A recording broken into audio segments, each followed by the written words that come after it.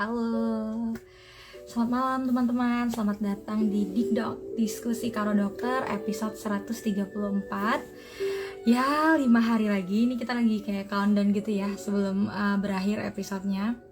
Jadi malam hari ini kita akan ngobrol sama Dokter Caesar namanya. Oke, hai, ini ada Kak Sumarlian Basuki. Hai dok, nah dokternya udah ada nih guys. Jadi seperti yang aku bilang, ini adalah menjelang penutupan live marathon Dikdoknya. Dan seperti yang aku bilang juga, kita akan ngobrol sama dokter-dokter yang punya pengaruh di media sosial ataupun di kehidupan aku. Nah, yang hari ini ada namanya Dokter Caesar Dewi Maulana. Kita akan ngobrol soal ISK, infeksi saluran kemih. Mungkin pernah ada yang kena ISK di sini, nanti boleh sambil curhat sama dokternya. Udah ada penonton setianya nih, hai. Ada Kak Harsono, ada Kak Rohani, standby. Oke deh, teman-teman, ini malam minggu ya. Siapa yang lagi malam minggu boleh angkat tangan. Kayaknya nggak nonton sih kalau malam minggu. Aku udah langsung aja deh kalau gitu dokter Cesarnya.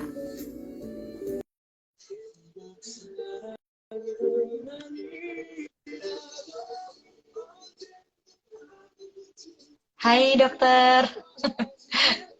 Halo, Wah, assalamualaikum dokter Cesar, selamat malam. salam Mbak Ivo. Iya, wow. Aduh, lembut banget guys.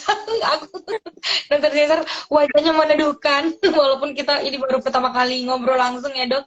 Ya, Tapi terima kasih banyak untuk waktunya. hmm. Masih menyempatkan ngobrol-ngobrol di malam hari ini dokter Cesar. Kita kenalan dulu nih sebelum ngobrol-ngobrol sama teman-teman di dok. Silakan boleh info kesibukannya apa aja. Halo semuanya. Halo semuanya. Eh, Tim Dikdok yang udah ngundang saya buat jadi narasumber pada kesempatan live marathon malam ini. Perkenalkan, saya Dr. Caesar Dewi Molina. Boleh panggil Dr. Caesar, boleh panggil Dr. Moli juga boleh. Saya berdomisili di daerah barat Indonesia, di Aceh. Mungkin di sini penontonnya ada yang dari Aceh. Boleh komen ya. Banyak kayaknya dulu dokter-dokter yang ngisi Dikdok waktu itu banyak banget dari Aceh. Oh Ada iya. dokter Lugi, dokter Ada banyak deh. Rata-rata juga dokter saya Renat gitu. lihat di IG-nya ada dokter Cutnya juga pernah kan? Mm-mm. Nah, Mm. sehari-hari saat ini saya aktif sebagai salah satu dokter umum di Puskesmas di Kota Sabang. Oke, kota Sabang Aceh ya, berarti benar-benar Sabang ya dok ya. Iya benar.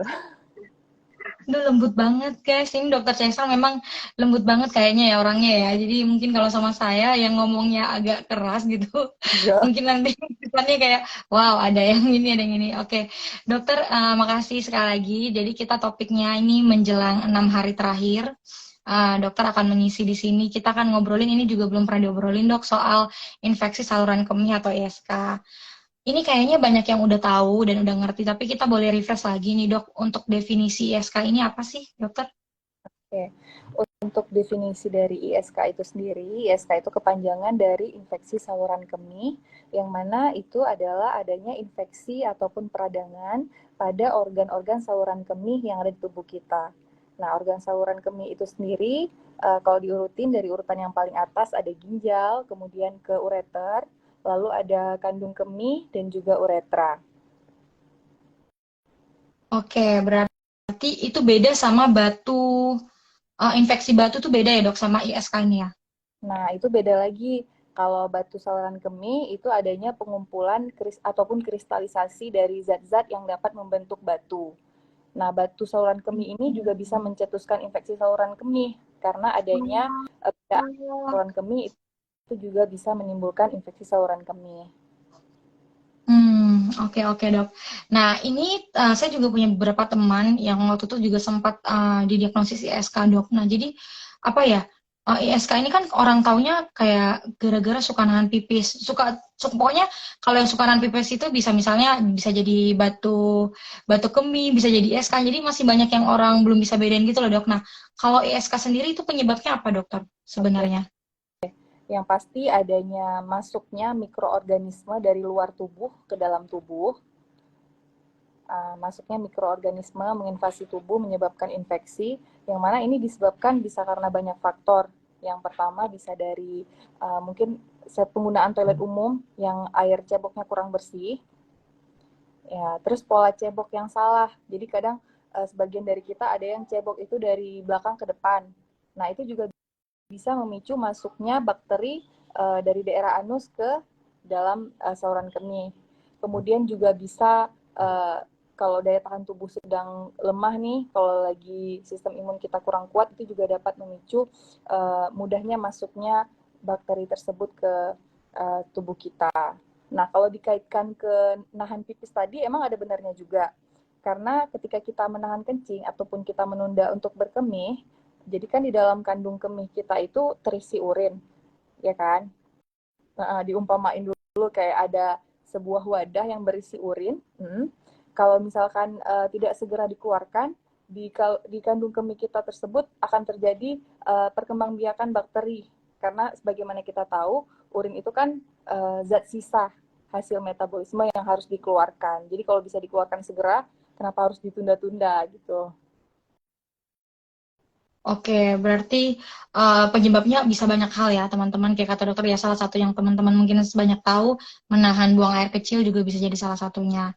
Nah, berarti itu bisa terjadi pada usia dini juga ya, Dok? Ya, maksudnya yang masih balita juga ada juga kan ya, kayaknya bayi yang kena ISK, kalau nggak salah. Nah, ya, orang tua, bahkan yang kita masih produktif sekarang juga sering.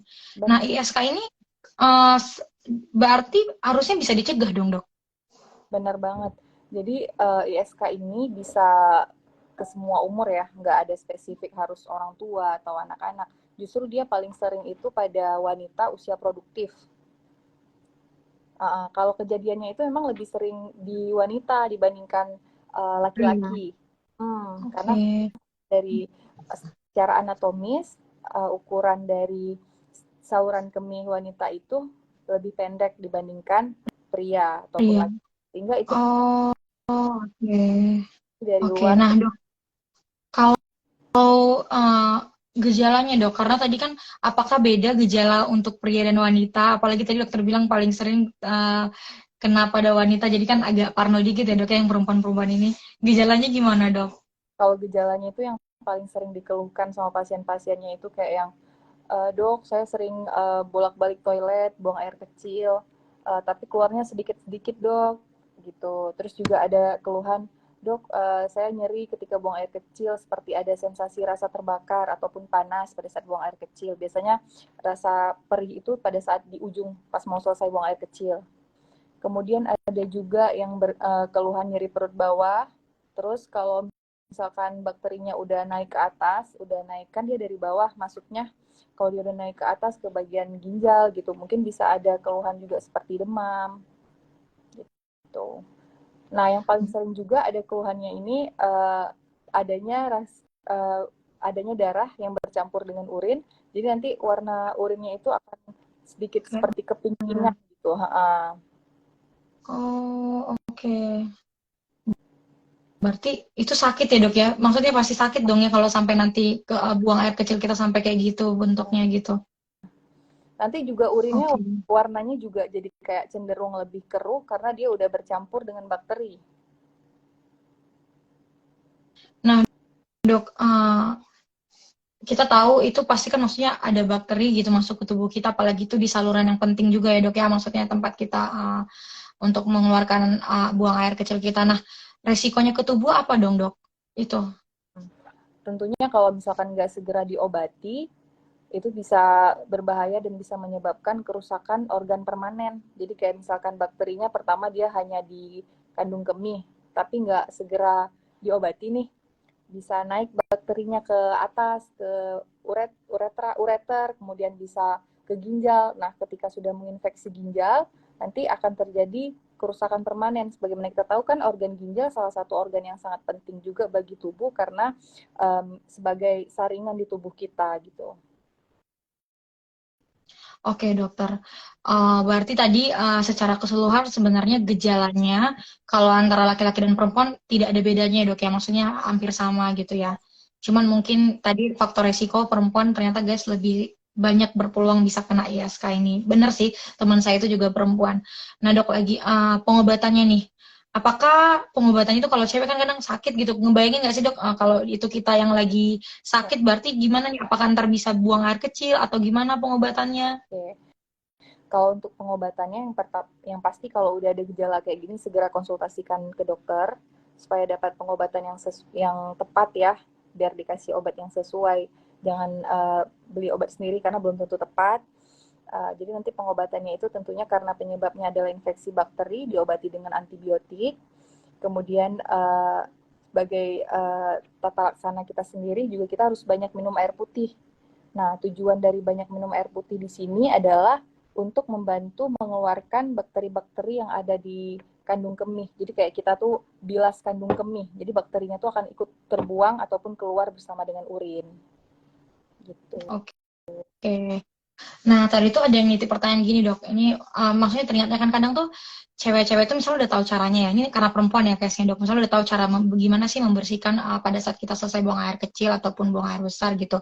Nah, tapi misalnya kita jadi kayak pakai produk-produk yang penambah pembersih gitu loh dok. Nah, banyak yang bilang, ini saya nggak tahu mitos atau fakta, apakah itu bisa kayak jadi menambah faktor resiko seseorang terkena ISK dok? Kayak pembersih kewanitaan gitu atau kayak Iya, gimana? kayak pembersih untuk kewanitaan dok, itu ngaruh nggak sih dok? Pembersih kewanitaan sebenarnya kalau yang pH-nya normal, terus juga tidak mengandung zat-zat kimia seperti parfum, sebenarnya aman aja digunakan. Nah, tapi harus diperhatikan juga, kayak kita nggak boleh terlalu sering menggunakannya, karena justru bisa membunuh bakteri baik yang ada di organ intim kita. Justru dapat memicu infeksi nanti kan, gitu. Iya, iya benar dok. Nah, cewek-cewek tuh banyak yang takut kadang gini dok, kalau misalnya dia kayak merasa ini misalnya kalau apalagi kalau udah dibilangin temannya kayaknya kamu ISK deh, terus kayak takut gitu loh, ntar pemeriksaannya gimana sih? Gimana dokternya mastiin kalau itu ISK gitu kan? Pasti kan satu ada malu, satu juga masih nggak tahu jenis pemeriksaannya apa. Kalaupun ada dok, mungkin boleh di-sharing kan pemeriksaan itu misalnya kayak lab atau ada pemeriksaan fisik yang buat mastiin dia ISK atau enggak? Sebenarnya untuk mendiagnosa ISK ini nggak susah ya, gampang. Dari gejala klinisnya aja, dari yang keluhan yang diceritakan oleh pasien, itu dokter udah bisa menegakkan. Karena biasanya kita tanya ke pasien, gimana ibu, apa ada riwayat menahan kencing dalam waktu lama? Atau gimana bu, adakah selama ini kurang nggak minum air putihnya? Terus nanti pasiennya jawab, iya nih dok, saya kemarin abis traveling, saya sengaja nggak banyak minum biar nggak repot. Nah, biasanya pasiennya akan cerita dengan sendirinya. Jadi dari gejala klinis dan anamnesa aja sebenarnya udah tegak. Tapi kalau memang mau dipastikan lagi, itu bisa dilakukan pemeriksaan urin rutin. Nanti di pemeriksaan urin rutin itu, di urin kita itu akan terdapat peningkatan kadar leukosit yang menandakan adanya infeksi di dalam tubuh kita. Gitu, Mbak. Oke. Berarti peluang kesembuhannya sebenarnya besar ya dok, kalau misalnya teman-teman mau langsung ngelaporin ke dokternya gitu, atau misalnya langsung konsultasi. Iya nggak sih dok? Benar, yang nggak usah takut untuk berobat karena pengobatannya ini juga sebenarnya tinggal minum antibiotik rutin, banyak minum air putih aja udah. Itu aja sebenarnya. Tapi kadang banyak yang Oke. menyepelekan gitu kan, kayak yang Iya betul. yakin, tapi tanpa sadar itu justru dapat memperparah infeksinya. Oke, oke. Dok, sebelum nanti dokter kasih tipsnya gimana, coba kita jawab pertanyaannya ya. Tadi ada nih yang ngomong, mana ya, coba saya stitch ini dia. Apakah ini apakah infeksi saluran kemih itu semacam pipa air macet? Mirip kayak gini nggak dok gambarannya? Ini mungkin untuk cowok kali ya? Atau bisa digambarkan kayak untuk cewek juga? Kalau untuk cewek, kalau pipa air macet mungkin lebih ke batu saluran kemih kali ya. Karena kalau mungkin adanya benda asing di saluran kemih itu bisa seperti batu kristalisasi kan. Tapi kalau infeksi saluran kemih ini dia lebih ke bakteri yang menginfeksi organ-organ yang di saluran kemih kita. Seperti yang saya bilang tadi, organ-organnya itu banyak, mulai dari kandung kemih, kemudian ureter, uretra, dan juga ginjal. Oke, berarti lebih mirip ini Kak Ari Franda 29, lebih ke batu kemih tadi, infeksi batu kemih ya dok ya. Oke, semoga menjawab. Ini ada pertanyaan tapi bukan dengan topik, mungkin dokter tapi bisa bantu jawab dok. Ini dari ada Mahdalia 105. Assalamualaikum dokter. Ini Lia mau tanya. Lia lagi sakit batuk, tenggorokannya sakit. Terima kasih dokter. Mungkin boleh dikasih tahu dok ini kira-kira apa solusinya? Oke. Waalaikumsalam. Yang pertama saya jawab dulu salamnya. Nah, kalau lagi sakit batuk, terus tenggorokan juga sakit, yang pasti harus segera memeriksakan diri karena kita tahu nih angka COVID kan sekarang lagi naik lagi. Jadi kalau ada gejala pernapasan, langsung aja cek biar aman. Kalau memang ternyata hasilnya negatif, kita bisa konsultasikan diri ke dokter buat mendapatkan obat-obatan yang tepat. Jangan lupa juga pakai masker karena takutnya menularkan ke orang lain. Betul, kali ya, semangat ya. Nah dok, terakhir nih udah mau habis nih, waktu kita cuma 20 menit aja teman-teman. Dok, tips gimana sih supaya kayak tadi sebenarnya ini bisa dicegah supaya teman-teman lebih tahu lagi supaya nggak kena ISK karena ini nggak enak banget rasanya. Nah, jadi supaya kita terhindar dari ISK ini, yang pertama kita harus menerapkan pola hidup bersih dan sehat. Kalau misalkan ada rasa ingin berkemih, segera kosongkan kandung kemih, perbanyak minum air putih, jangan terlalu banyak mengkonsumsi soft drink gitu ya. Banyakin air putih aja. Terus juga kalau kita buang air kecil ataupun menggunakan toilet umum, pastikan kita menggunakan air mengalir yang bersih, karena itu juga bisa jadi salah satu media masuknya bakteri ke tubuh kita. Jadi pastikan semuanya bersih, gitu aja sih. Sama kalau habis dari kalau misalkan pakaian dalamnya agak basah, segera diganti. Oke. Jadi ya itu dia tadi ya, maksudnya berarti kunci utamanya kebersihan sama prosedurnya juga harus lebih diperhatikan lagi ya dok ya. Benar. Benar atau tidaknya ya. Oke. Oke. Semoga Dokter menjawab ini ya. nggak Semoga kerasa menjawab ya. waktu kita udah mau habis gitu ya. Jadi dokter sekali lagi kalau teman-teman nih misalnya mau ngobrol sama dokter gitu, mau baik online ataupun offline bisa menghubungi dokter atau menjumpai dokter kemana nih dok? Boleh kalau misalkan mau, Boleh kalau misalkan mau, saya juga bisa saya juga konsultasikan kan. Nah, kalau mau mungkin ada yang pengen tanya-tanya, bisa chat via Instagram juga. Sama kalau mau berobat bisa langsung ke Kota Sabang kali ya. Jauh banget dok. Iya. Oke. Kalau yang ibu. Nah dokter, makasih banyak. Ini kita udah nggak kerasa banget. Ini udah mau habis waktunya, udah di ujung acara. Jadi teman-teman, terima kasih untuk waktunya dan dokter Caesar. Semoga mungkin apa yang tadi dokter Caesar sampaikan ya, saya tahu ini kayak hal yang sepele, kita suka sepelekan, tapi ternyata rasa sakitnya itu mengganggu sekali kalau sampai kita kena ISK. Jadi jangan sampai ya, gitu ya, dijaga semuanya ya. Baiklah kalau gitu teman-teman, kayaknya kita harus pamit karena udah lewat jamnya dan terima kasih banyak Dokter Caesar untuk waktunya malam hari ini. Semoga bermanfaat. Baiklah teman-teman kalau gitu saya dan Dokter Caesar harus pamit. Terima kasih semuanya. Selamat malam. Sampai ketemu lagi ya, Dok. Selamat malam.